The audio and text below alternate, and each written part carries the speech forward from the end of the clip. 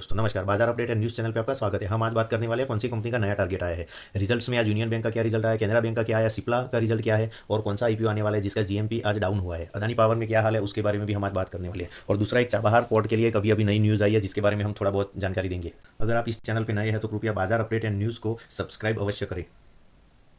एक बार डिस्क्लेमर जरूर। सबसे पहले बात करते हैं अदानी पावर का। अदानी पावर का शेयर्स आज 30 अक्टूबर को 162.22 रुपीज़ पे क्लोज हुआ और आज ये 12 पैसे की बढ़त के साथ क्लोज हुआ।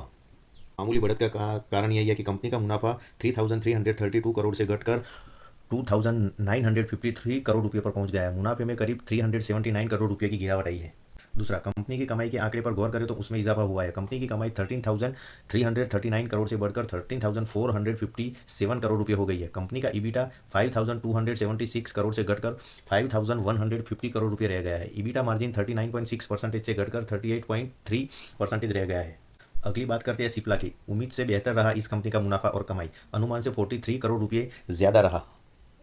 फार्मा कंपनी सिप्ला ने सितंबर तिमाही में के नतीजे जारी किए। कंपनी का प्रदर्शन बाजार की उम्मीदों से बेहतर रहा। दूसरी तिमाही में सिप्ला का नेट मुनाफा 1353 करोड़ रहा, जो बाजार के अनुमान 1310 करोड़ से अधिक है। वही आय 7589 करोड़ रही, जो कि अनुमानित है 7320 करोड़ से ज़्यादा है। सालाना आधार पर देखें तो पिछले साल की समान तिमाही में कंपनी का मुनाफा 1305 करोड़ था, जो अब बढ़कर 1353 करोड़ हो गया है। कमाई भी 7051 करोड़ से बढ़कर 7589 करोड़ रही। हालांकि ईबिटा मार्जिन में मामूली गिरावट दर्ज की गई है। यह 27.7% से घटकर 25% पर आ गया है। इतना अच्छा रिजल्ट आने के बाद भी सिप्ला में आज 2.54% की गिरावट दर्ज की गई और आज शेयर का क्लोजिंग प्राइस है 1541 रुपीज़। इसका कारण भी हम बताते हैं आगे।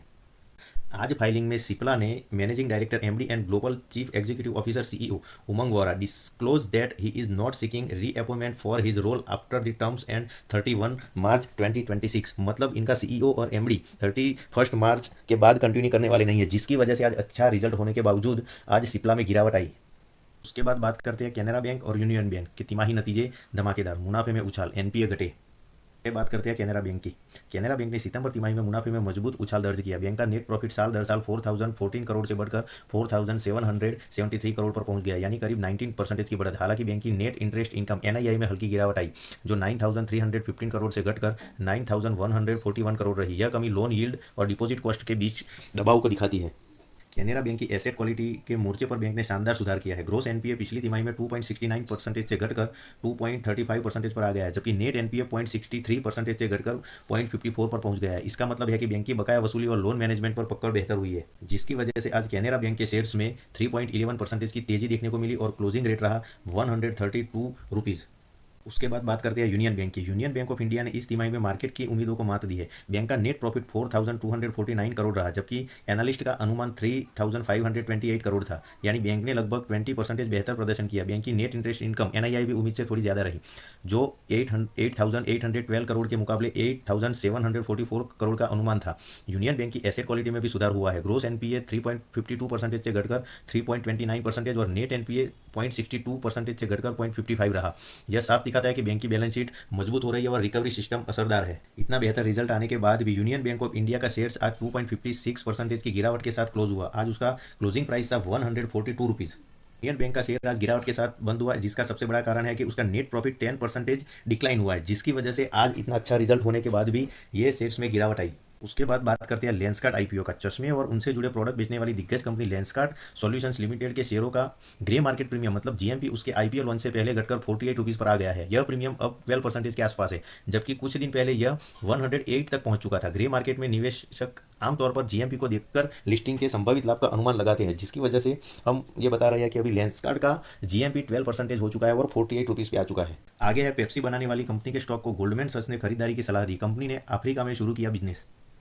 पेप्सी बनाने वाली कंपनी कोई और नहीं वीबीएल है, वरुण बेवरेजेस, जिसकी अफ्रीकी सहायक कंपनियां कार्ल्सबर्ग बियर का बाजार में टेस्ट करेगी। कंपनी इसे ready to eat drink alcoholic पेय पदार्थों की बढ़ती वैश्विक मांग से फायदा उठाने का एक अच्छा मौका मानती है। भविष्य में कंपनी बियर, वाइन, विस्की, रम और वोडका जैसी पेय कैटेगरी में भी विस्तार करने की योजना बना रही है, जिसकी वजह से वरुण बेवरेजेस को गोल्डमैन सैक्स ने दी खरीदारी की सलाह। ग्लोबल ब्रोकरेज फर्म ने वरुण बेवरेजेस के स्टॉक को खरीदने की सलाह दी है। इसके लिए ब्रोकरेज ने अपने टारगेट प्राइस को 590 रुपीज़ से बढ़ाकर 615 रुपीज़ कर दिया है। आगे बात करते हैं चाबहार पोर्ट की। चाबहार पोर्ट पे अमेरिका ने अक्टूबर महीने में प्रतिबंध लगा दिया था, जिसके बारे में आज अभी अभी एक न्यूज़ आई है। भारत को ट्रंप से बड़ी राहत, चाबहार पोर्ट पर अमेरिकी प्रतिबंधों से मिली छूट। यह छूट भारत को ईरान के साथ सहयोग करने की अनुमति देती है, जो मध्य एशिया और अफगानिस्तान तक पहुंच के लिए रणनीतिक रूप से महत्वपूर्ण है।